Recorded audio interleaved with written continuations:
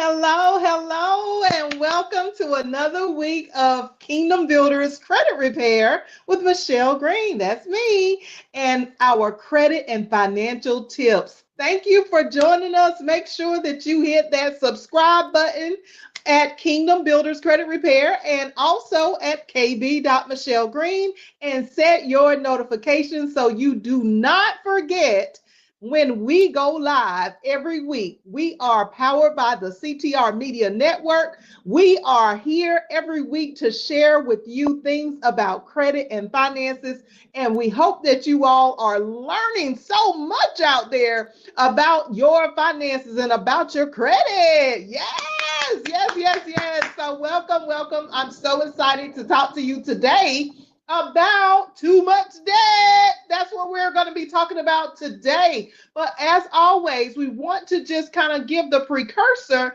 of what is credit in the first place for those of us who don't have a clear understanding of what credit is. So let's talk about it. When we think about credit, credit is something that we don't have the money for, so we're going to put it on credit, right? We're going to put it on credit means that we don't have all the money for our vehicles. We don't have all the money for our houses, right? We don't have all the money for our clothes. We don't have all the money for our grooming or just daily expenses like eating, groceries, putting gas in the car. So if we don't have enough money to cover that with the incomes that we make, then guess what we have to do? We have to go and get some credit. Well, a lot of times when we first start out with credit, we don't understand how to play the credit game. Even after we get into the credit game for some years, and even at the end of our livelihood, where we get to the age where we're not working anymore and we're not earning that much money, but maybe we're on Social Security, maybe we have retired and we are, just living our life, but we still have no knowledge or enough knowledge about credit to really begin to win at the credit game. So no matter what age you are, if you're just entering into the credit world as 18, 19 years old, 20 years old, if you're in your mid range of 25 to like 55, 65, or if you're over 65, it does not matter. We all have these issues with credit, and that's why we created this channel so that you will be informed on how to take care of your credit and finances, okay? I myself have been doing credit for over 30 years as a financial advisor, in addition to some other certifications and the licensing that I have. So what we do here is we look at it from all different angles. We look at credit and finances from several different angles. So today, and especially this week, I was actually, intrigued by the conversations that I had with some of my clients this week. And we were in a conversation about, the actual debt that they have. So I want to talk about what is too much debt.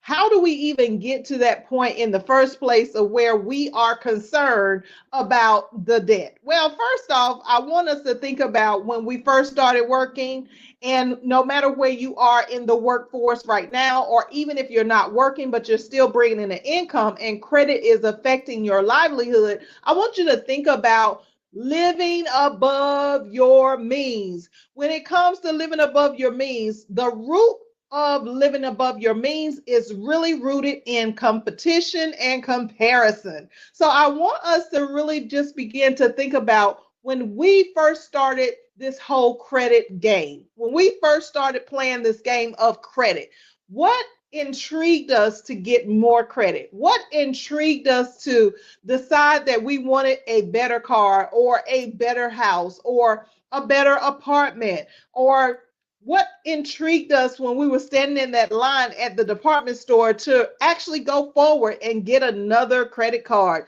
or another department store card? What is it that drives the force of credit? So the first thing that I want to establish is that we truly do live above our means, y'all.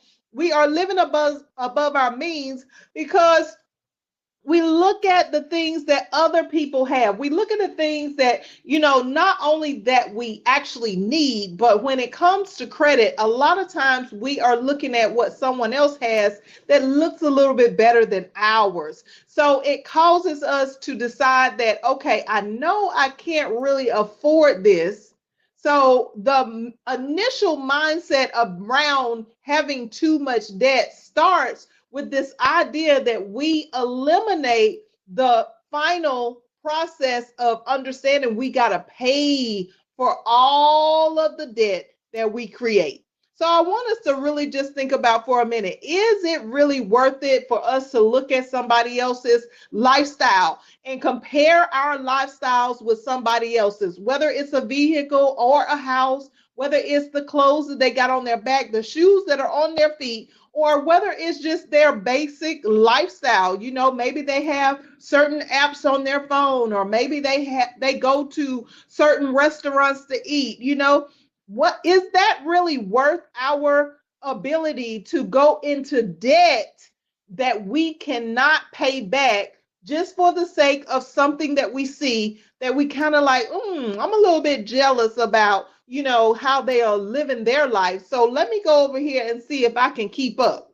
Let me go over here and actually see if I can outdo what they're doing without the whole mindset of, how am I going to pay this back? If I'm accruing hundreds of thousands of dollars, and y'all, when we go through our clients, hundreds and thousands of our clients all the time, every day, over the years that we have been open, listen, and even the years that we weren't open, we were still working with people and their finances and credit. So it's something that I see every day. And what we see is that the average individual is over $100,000 in debt, just because they're trying to live above their means. They're trying to keep up with the Joneses, as they say, okay? I actually have a friend that last name is Jones, so, that's a little inside joke. But anyway, living above your means, living above the way that you know that you need to live according to the income that you are receiving is a really big deal. So we got to stop looking at the competition. We got to stop looking at the comparison. And I want you just for one moment in your life to finally just bring in this calm peace mindset and just think about, am I doing the things that I really need to do? Am I living the lifestyle that I really need to live according to what kind of income I have? And there's nothing wrong that you want a better lifestyle, but don't live above what you know you can afford to do. Okay? Just stop for a moment and just take all of the other crap off the table. And when I say crap, I'm serious about this competition and comparison, because we think about it. We go through our whole entire life and we look at, even as kids, okay, they got a better bike than us. Okay, well, they got a better snack than us. Okay, they got better clothes than us. And we drive that throughout from childhood all the way into adulthood of realizing or thinking that we got to compete with somebody else instead of look at our basic necessities. When we think about our basic necessities, one of the things that we do at KBCR is we look at the actual numbers of your livelihood. What does it actually take in order for you to live? What does it actually take through a budget? So we're not just thinking about what it is, what it's going to take. We write down the actual numbers of what it literally takes in order for you to live. So if we're thinking about what it takes in order for you to live, what we're saying is that you got to stop and think about the things that you have accrued in debt, in the credit realm, in the area of where you are paying every time you get paid, every single penny that's coming out of your paycheck. You got to stop and think about, are these things that you actually need? First, we have to categorize the need before the want.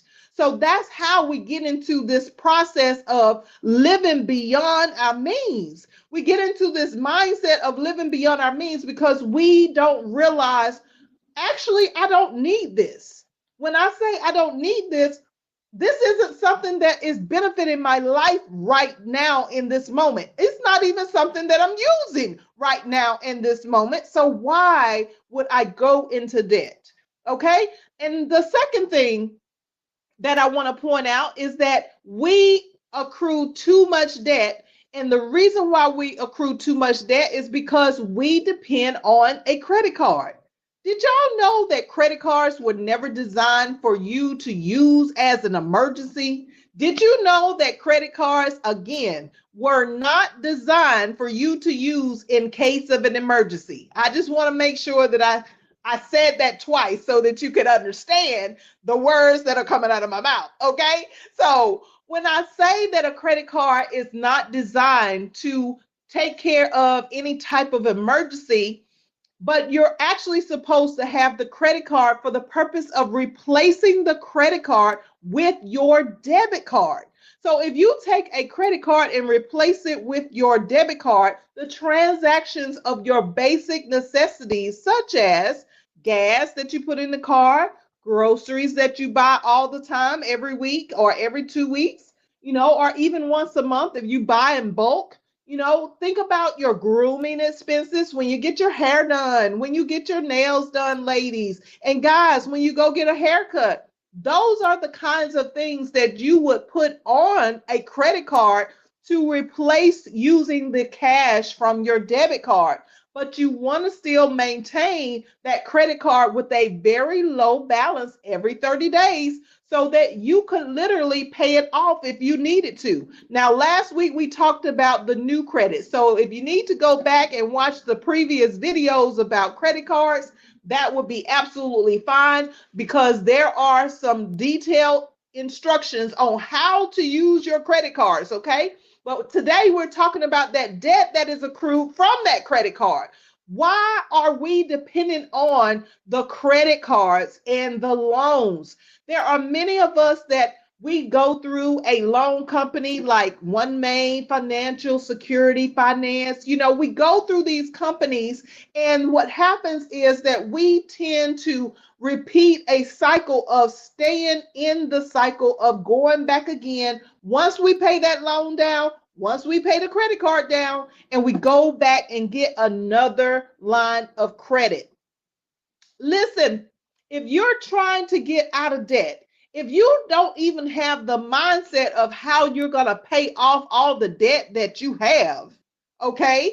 If you haven't been thinking about like, how long is it going to really take me to pay this stuff off? If you have not even considered the terms and agreements of every creditor that you have signed your name to, then I want you to, in this moment, stop for a second and begin to think about, how much debt do I really have? Do I have 50,000, 25,000? Do I have 175,000, 100,000? Do I have $500,000 of debt? Listen, we look at the credit reports every single day. We see the debt that is accrued by every consumer. And it's not to knock the consumer, but what happens is that we are not fully educated on what we are doing out here. We cannot depend on another credit card to get us out of debt. We cannot depend on another loan to get us out of debt. We are already indebted. So what our minds need to shift from is the dependency of the credit cards to how are we going to pay off this over a long-term period of time. So let's go back for a moment to that thought that I just explained about credit cards being an emergency case situation. So if we have an emergency in our life, we have been trained that credit cards are supposed to help us to get out of that emergency. Well, what are the ways that we can begin our journey of thinking about how we're going to pay off all the debt that we have is to first think about how well are we handling our savings. Do you have a 401k on your job? Do you have any money saved at the bank or the credit union? Now, there are things that I can talk to you about as we talk to our clients about in the actual credit program with us.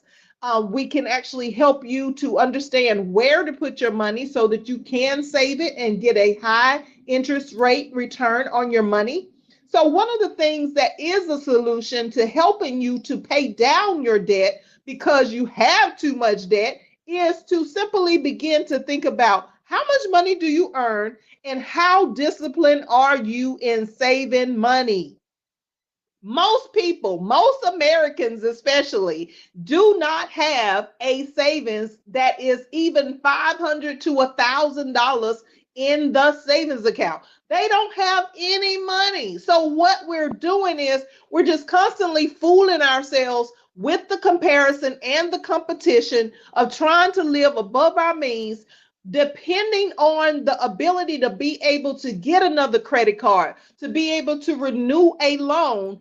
And what's happening is we're not saving any money at all. So the issue around us not saving any money at all is the fact that we will be indebted our entire life. Now, I know y'all have felt the wrath of debt. I know you have felt the wrath of the collection companies calling your phone from an account that you did not pay off. I know you have felt the wrath of the debtors, the creditors that call your phone and hound you after you have just bought some grocery, after you have just done something for your kid, after you have done something for your spouse or a family member. Listen, I understand that they are calling and hounding you. Okay, when are you going to make your payment? Okay, you said you were going to make your payment 2 weeks ago. I haven't received the payment yet. So what is going on? Why haven't you made the payment? Okay, if you don't make the payment, we're getting ready to send this to a charge-off status. We're going to close your account. We are going to take this account into collections. That is the wrath of debt. And that's not how we are supposed to live. We are supposed to get out in front of the debt. We are supposed to be able to control the debt. We are supposed to be able to control how much money it is that we borrow. So when we think about not having a savings account, not being able to save not one red cent, come on now, that is insane. Do you know how much money we actually make over a period of years that we are in the workforce? When we are working, we are actually accruing anywhere from $1.5 million over a period of 30 to 40 years of working or more. Now, many of us say we want to be millionaires, but we don't even realize that many times we've already made a million. We've already earned $1 million, but it's what we did with the money that we earned that is the issue. So that's why I'm saying to you, if you are a part of Kingdom Builders Credit Repair already, please make sure that you do your budget assessment with myself or with my team. Make sure that you do the budget assessment, because the budget assessment will show you exactly what your numbers are, where you're spending the money, in addition to where we can start saving so that we can build up some wealth for you and leave a legacy for your family. Because that's what it's really about. It's not about living like the Joneses. It's not about trying to keep up with the friend and the family member and, oh, I'm going to show them by going out and getting a new outfit and some new hair. Okay, it's not about going to buy the biggest and the finest car that's $50,000 to $100,000. It's not about trying to buy a house that you cannot even furnish. Okay, it is simply about the fact that what are your needs? What things do you absolutely have to have that you don't have the money right now to afford, that you would have to gain credit for it? And then the flip side of that is, how are you going to put together a plan that is going to allow you to pay off the debt? Now, one of the reasons why I'm emphasizing saving money is because one of the ways that we help our clients to get out of debt is not just through making more money. It's not just about what they do with the money per se, as far as paying down the particular debt items, but it is really about how much interest are you receiving on the money that you are saving. Because see, another way that you can accrue wealth is by knowing how much interest you're receiving on the money that you save. Therefore, if you have a high interest rate on the money that you're saving, then guess what? Not only do you not have to work as hard, but you can be working at McDonald's or Burger King and be able to still pay off your debts. But that's a mindset shift that has to come about from being the person that's competing and comparing to a person that looks at the necessities and thinks about the end goal. If they were kind enough to lend me the money, if the creditor was kind enough, based on the credit score, to give me this amount of money because I needed to buy a house, I needed to buy a car, I needed to buy a vehicle, or whatever the scenario, I may have even needed money for my business. Of course, I have done that and still are doing that. But what we do is when we gain loans, when we gain the credit, we have no intention of paying it off. We have no intention of a plan that we can put together to pay it off. And that's why we end up in hundreds of thousands of dollars of debt. We gotta begin to change the way that we think about debt. Now, another issue that is surrounded around having too much debt is this mindset of taking the shortcut with the creditors. There are thousands of companies that are now popping up all over the world that are what we call alternative lines of credit. Alternative lines of credit are the buy here, pay here type of companies. And the buy here, pay here culture is causing us to believe that even if I can't get financed through that original creditor, I'll just use a buy here, a buy now, pay later type of alternative line of credit. So that'll show up on my credit and I ain't really got to worry about it because they're going to take that from my paycheck every time I get paid. Well, that's not necessarily the best option. Why not? Because when you think about the buy now, pay later culture, the mindset is to keep you indebted forever. Did you know that? It is a culture or a mindset that wants to keep you indebted for your entire life, and also the people that are coming behind you, the next generation. It is a mindset to keep you in debt forever. So you don't want to have the mindset of, okay, I'm going to buy it now and I'm going to pay it later. Not the same as a layaway. It means that you get to have whatever it is right there in that moment. So there is that instantaneous mindset again that we're going to get what we want right now without the mindset that we're going to pay it off at the end of the loan or the end of the terms of the loan. So what I want us to really take away from this is that we got to put together a plan. We got to put together a budget of where we're going to put the money, how we're going to get a savings in place. How are we going to start saving money? We should be starting to save money out of every time we get paid, at least $25. That is the lowest amount that you can even start with. $25. I mean, you spend $25 just at the gas station buying a couple of snacks. Okay, go to the Dollar General. By the time you check out, you're probably at about $50. So you could afford $50 to put into a savings if you just discipline yourself. But to discipline yourself, you have to change your mind. You have to be intentional about the fact that you're going to finally make some decisions that are different than what your family made, that are different than what your friends are making, that are different from a significant other, a spouse. You're going to make a different decision because now you are realizing, like, hey, wait a minute. If I pull my credit report and I see all of these creditors that were not paid and that I'm indebted to, then that is a problem.